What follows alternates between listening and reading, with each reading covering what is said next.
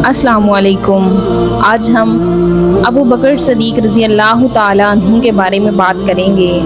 कहा जाता है कि हज़रत अबू सईद खरदरी रज़ी अल्लाह ताला अन्हु से रवायत है, नबी करीम सल्लल्लाहु अलैहि वसल्लम ने फरमाया, बिला शुबा मुझ पर रफ़ाकत और माल खर्च के लिहाज से तमाम लोगों से ज़्यादा एहसानात अबू बकर रज़ी अल्लाह ताला अन्हु के हैं, और अगर मैंने किसी को खलील बनाना होता तो मैं अबू बकर रज़ी अल्लाह ताला अन्हु को खलील बनाता। अलबत्ता उनके साथ इस्लामी अखुवत और मऊदत है।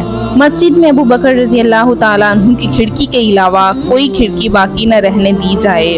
आप नबी अकरम सल्लल्लाहु अलैहि वसल्लम से 2.5 साल बाद मक्का मुकरमा में पैदा हुए। आपका मुबारक नामो नस्ब ये है कि अब्दुल्लाह बिन उस्मान बिन आमिर बिन अमरो बिन कार बिन साद बिन तय्यम बिन मर्राह बिन काब बिन लवा अल कुरैशी अत-तमीमी अबू बकर बिन अबू कहाफा खलीफा रसूल हैं। आपका नस्ब छठी पुश्त में नबी अकरम सल्लल्लाहु अलैहि वसल्लम के साथ मिल जाता है। आपकी कुनियत अबू बकर है। आप नेक अमाल और पाकीज़ा फ़ज़ाइल में पेश होते थे, लिहाजा लोगों ने आपको अबू बकर कहना शुरू कर दिया, यानी नेकियों में सबकत ले जाने वाला। हज़रत अबू बकर सदीक अपनी कौम के मुअज़्ज़ज़ और बुलंदो मर्तबा फ़र्द थे। एक कामयाब ताजिर, इंतहाई कामयाब मुबल्लिग़ दीन। आपकी दावत से अशरा मुबशरा में दर्ज झेल सहाबा कराम मुशर्रफ बा इस्लाम हुए। हज़रत उस्मान रज़ी अल्लाह ताला अन्हु, हज़रत तलहा, हज़रत ज़ुबैर, हज़रत अब्दुर्रहमान बिन औफ और हज़रत साद रज़ी अल्लाह ताला अन्हु। नबी करीम सल्लल्लाहु अलैहि वसल्लम की वफ़ात के बाद आपने मुसलमानों की क़ियादत की।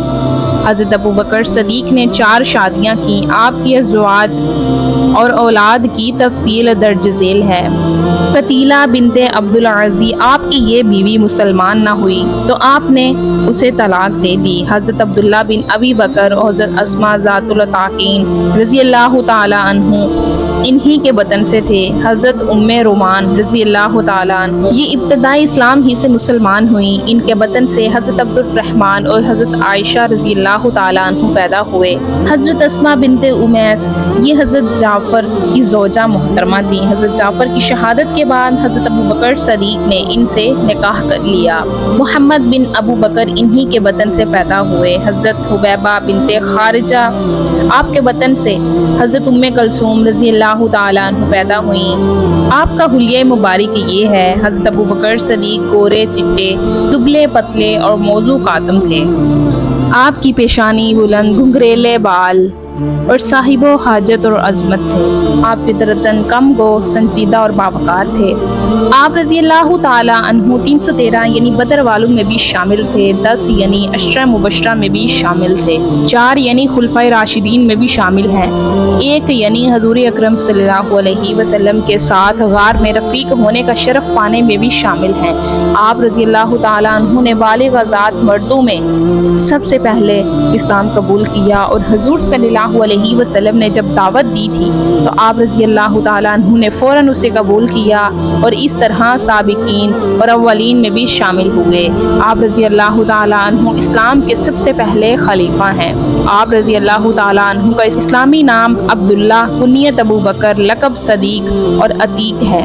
नबी करीम सल्लल्लाहु अलैहि वसल्लम ने जब कुरैश को मेराज का वाक़या बताया तो कुरैश ने उसकी तकज़ीब की, जबकि हज़रत अबू बकर ने तस्दीक की। चनाचे हजूर सल्लल्लाहु अलैहि वसल्लम ने आपकी इस तस्दीक की वजह से आपको सदीक का लक़ब दिया। इब्ने साद की रवायत है कि जब मेराज में आप सल्लल्लाहु अलैहि वसल्लम को आसमानों की सैर कराई गई तो आप सल्लल्लाहु अलैहि वसल्लम ने जिब्राइल से कहा कि मेरी इस सैर को कोई तस्लीम नहीं करेगा। जिब्राइल ने अर्ज़ किया कि आपकी तस्दीक हज़रत अबू बकर तस्दीक करेंगे, क्योंकि वो सदीक हैं। नबी करीम सल्लल्लाहु अलैहि वसल्लम ने अबू बकर से फरमाया, तुम जहन्नम से आज़ाद हो। तब से आपका लक़ब अतीक हो गया।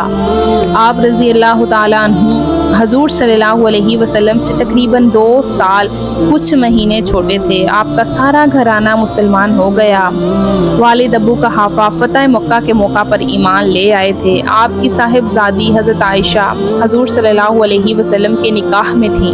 عمرو بن عاص سے روایت ہے کہ رسول اللہ صلی اللہ علیہ وسلم نے انہیں لشکر ذات الاسلسل کا امیر مقرر کیا۔ وہ کہتے ہیں میں آپ کی خدمت میں حاضر ہوا اور عرض کیا اللہ کے رسول صلی اللہ علیہ وسلم لوگوں میں آپ کو سب سے زیادہ محبوب کون ہے؟ آپ نے فرمایا عائشہ۔ میں نے پوچھا مردوں میں کون ہے؟ آپ نے فرمایا ان کے باپ۔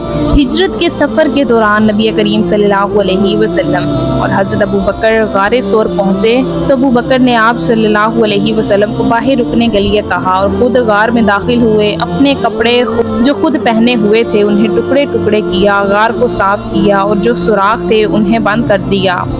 ایک سوراخ رہ گیا تو اس میں اپنے پاؤں کی ایڑی کو رکھ دیا اور سید عالم صلی اللہ علیہ وسلم کی خدمت میں عرض کی کہ حضور اندر تشریف لے آئیں۔ جب رحمت عالم صلی اللہ علیہ وسلم غار میں داخل ہوئے تو ابو بکر صدیق کی گود میں سر مبارک رکھ کر سو گئے۔